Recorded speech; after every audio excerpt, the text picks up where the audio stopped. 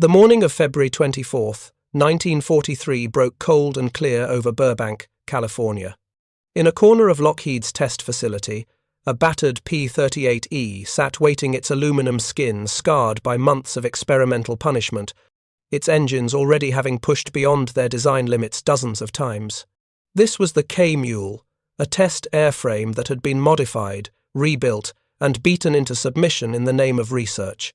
But on this particular morning, it carried something different, something that wasn't supposed to be there. The propellers were wrong.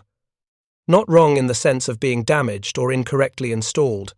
Wrong in that they hadn't been approved by the Army Air Forces, hadn't been ordered through proper channels, and certainly hadn't been authorized for installation on a Lightning.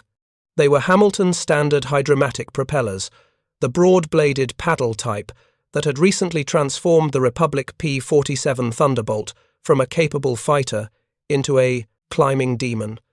And someone at Lockheed, some engineer or mechanic whose name has been lost to history, had decided to see what would happen if you bolted them onto a P-38. This decision, made somewhere between official oversight and outright insubordination, would produce the finest performing fighter aircraft of the war. And then bureaucracy would kill it. Every battle tells a story, and every hero deserves to be remembered. Subscribe now and stand with us as we keep history alive. The Lockheed P-38 Lightning had entered service in 1941 as a revolution in fighter design. Twin-boomed, twin-engined, with its armament concentrated in the nose pod, where the pilot sat between two massive Allison V-1710 engines, it looked like nothing else in the sky. It was fast, nearly 400 miles per hour in level flight. It had range that single-engine fighters could only dream of.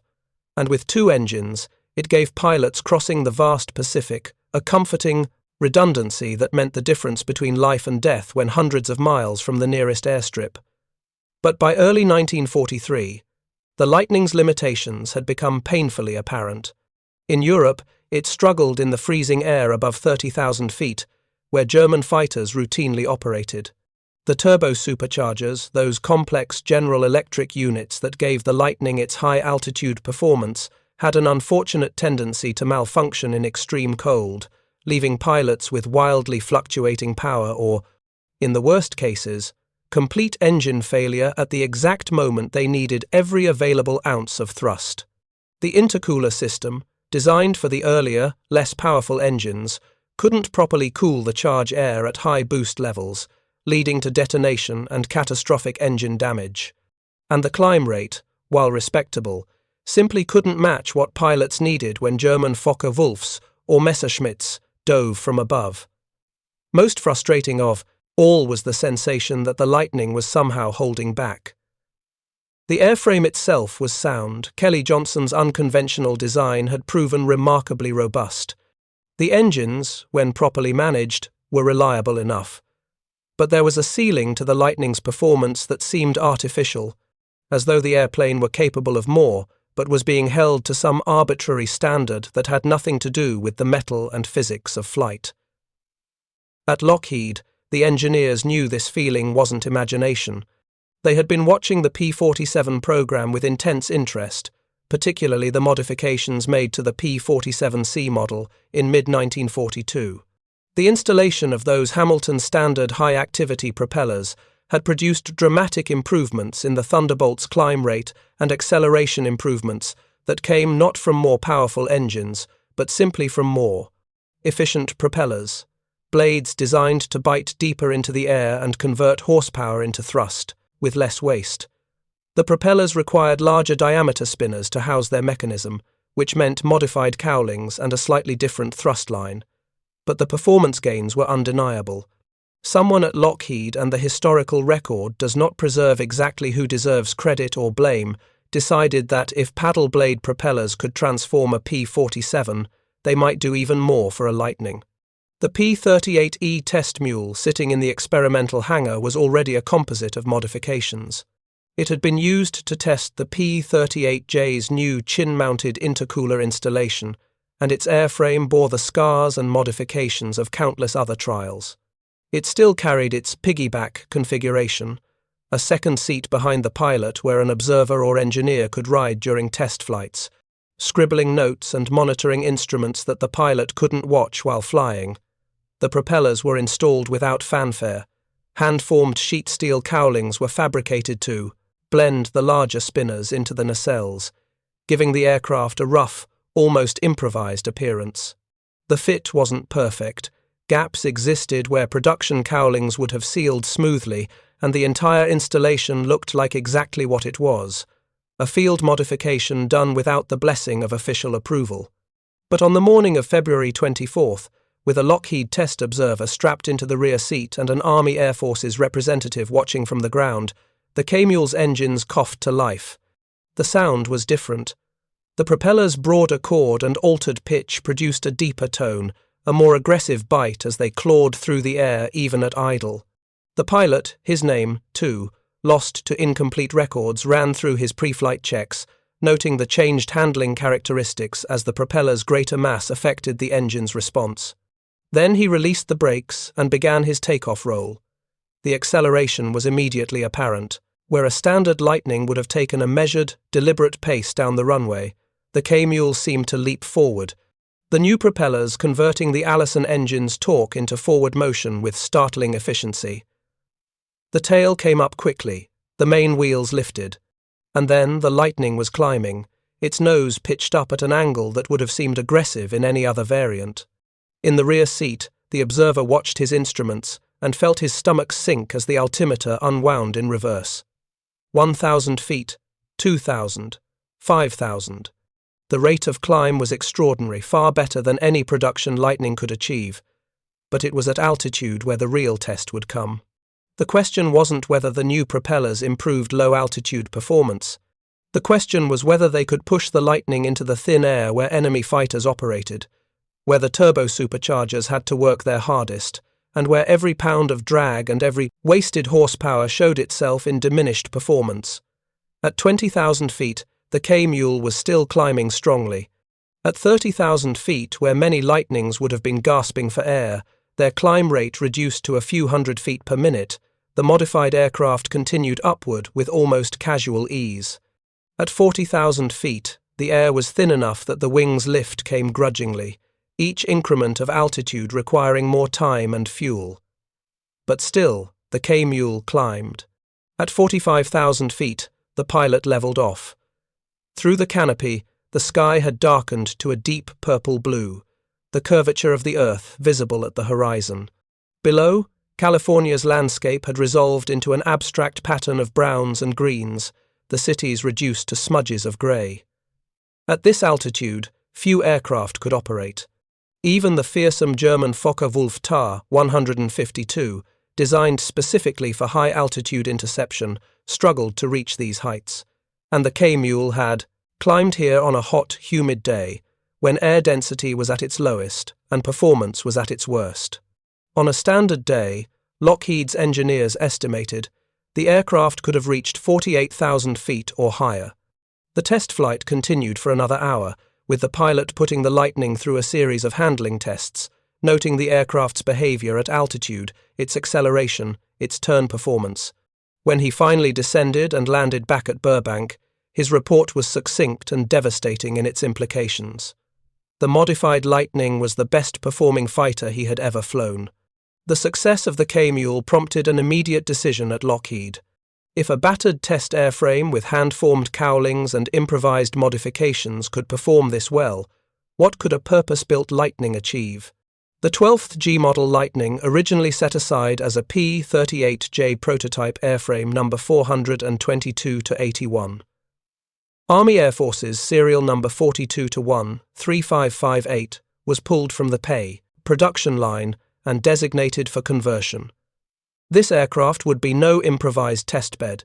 It would be the P-38K-1LO, a fully developed variant, incorporating not just the Hamilton standard propellers, but also the latest Allison V-17-1075/77 engines, the 15 R and L models, rated at 1,875 brake horsepower at war emergency power. These engines weren't simply more powerful, they were geared differently, with a reduction ratio of 2.36 to 1, instead of the standard Lightning's 2-to-1.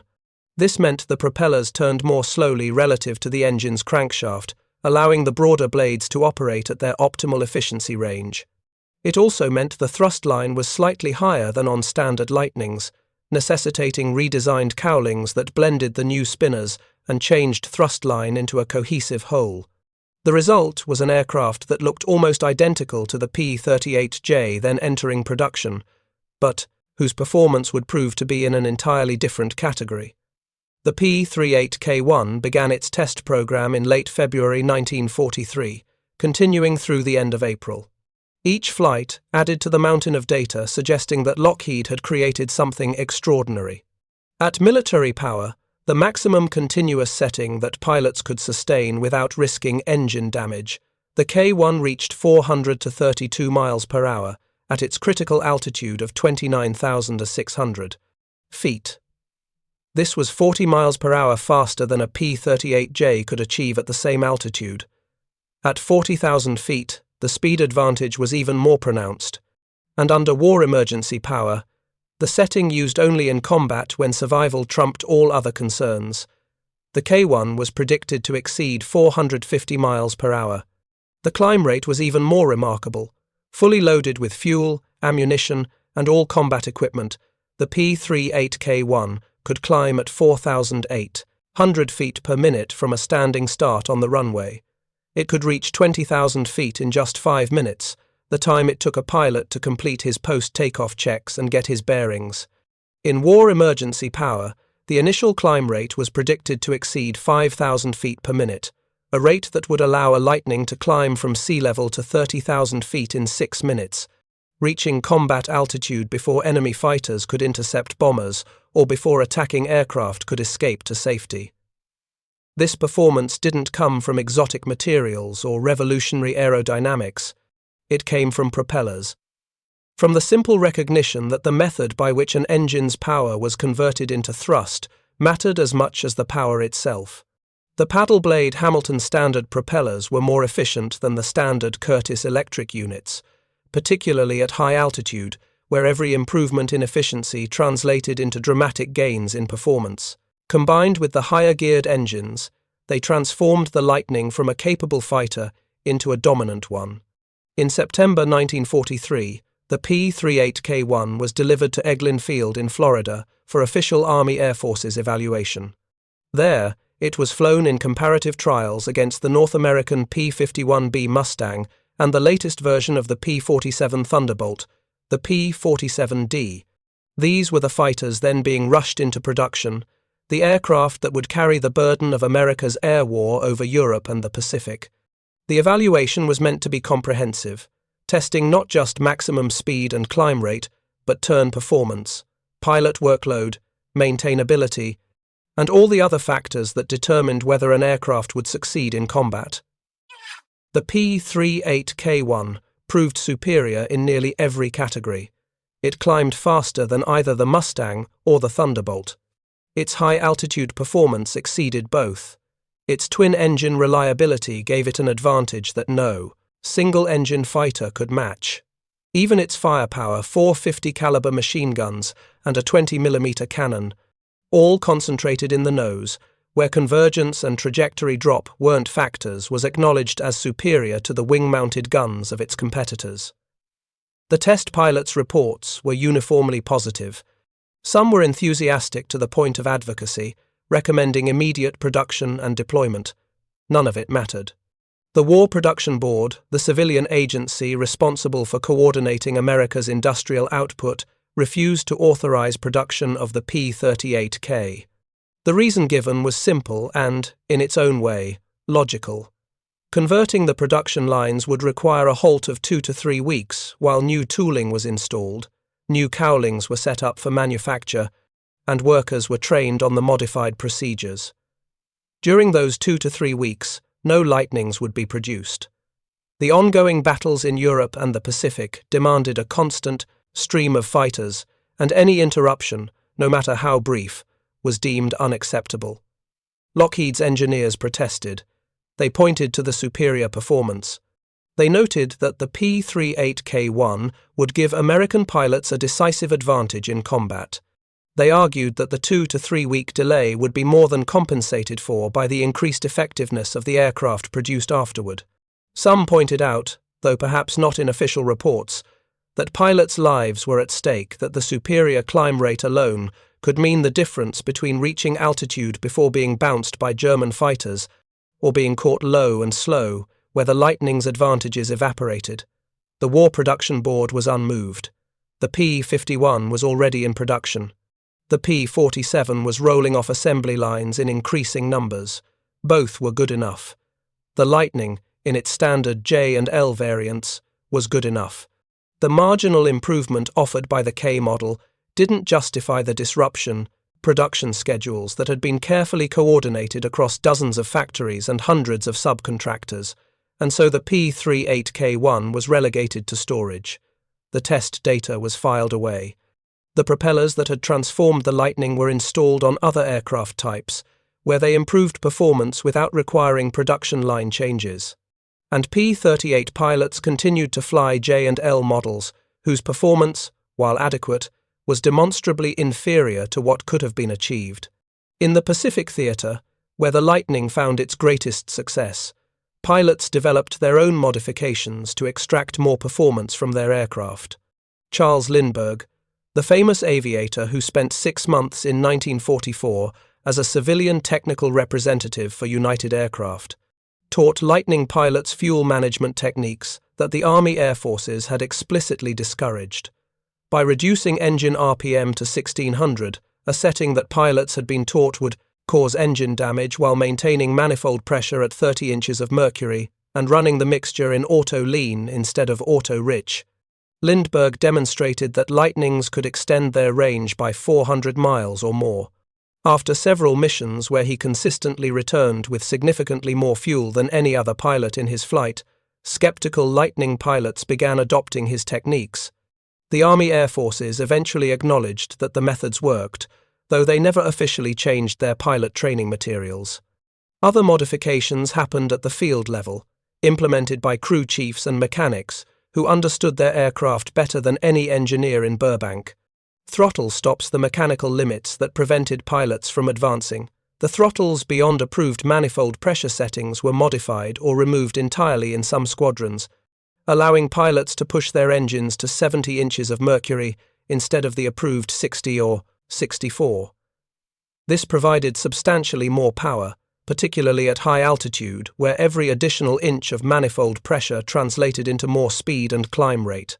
It also risked engine damage if used improperly. But in combat, the choice between possibly damaging an engine and definitely being shot down was an easy one.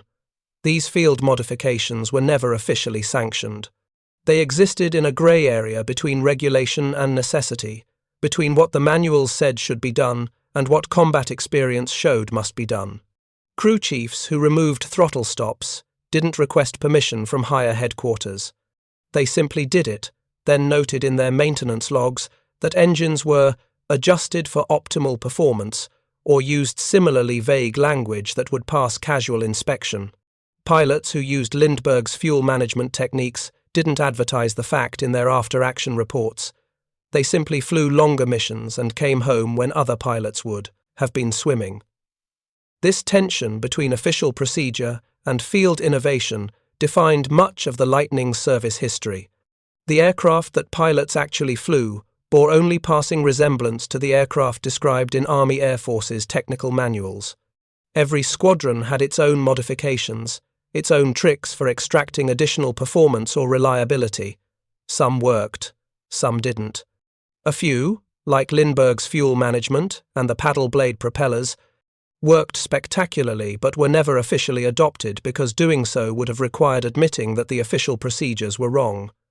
The story of the P-38K represents this tension in its purest form. Here was an aircraft that was demonstrably superior to anything else in American service. Its performance advantages weren't marginal or debatable. They were massive and documented. Test pilots had flown it. Army Air Forces evaluators had compared it directly against the P-51 and P-47 and found it better. And yet, it was rejected, not because it didn't work, but because producing it would have been inconvenient. If you find this story engaging, drop a comment, share your thoughts, and let's honor the heroes together. The human cost of this decision cannot be calculated precisely, but it can be estimated. Every pilot who was caught low by German fighters because his Lightning couldn't climb fast enough. Every bomber crew that died because their fighter escort couldn't reach them at altitude. Every mission that had to be scrubbed or shortened because Lightnings lacked the range to make it to the target and back. Some portion of these losses could have been prevented if the P-38K had gone into production in mid-1943, when the air war over Europe was reaching its peak and when every advantage mattered. The War Production Board's calculus was purely industrial. Production numbers, factory utilization rates, minimum disruption. In this calculus, the individual pilot was an abstraction, a unit of personnel no different from a unit of aluminum or a barrel of oil. The board members who made the decision probably never flew in a Lightning, never climbed to altitude while watching enemy fighters above them, never felt the sick certainty that their aircraft simply couldn't climb fast enough to avoid being bounced. To them, the P-38K was a line item in a production schedule, and the 2 to 3 week delay was unacceptable regardless of the performance advantages. To the mechanics at Lockheed who had modified the K-Mule, to the test pilots who had flown the P-38K-1 and felt its extraordinary performance, the decision must have felt like betrayal.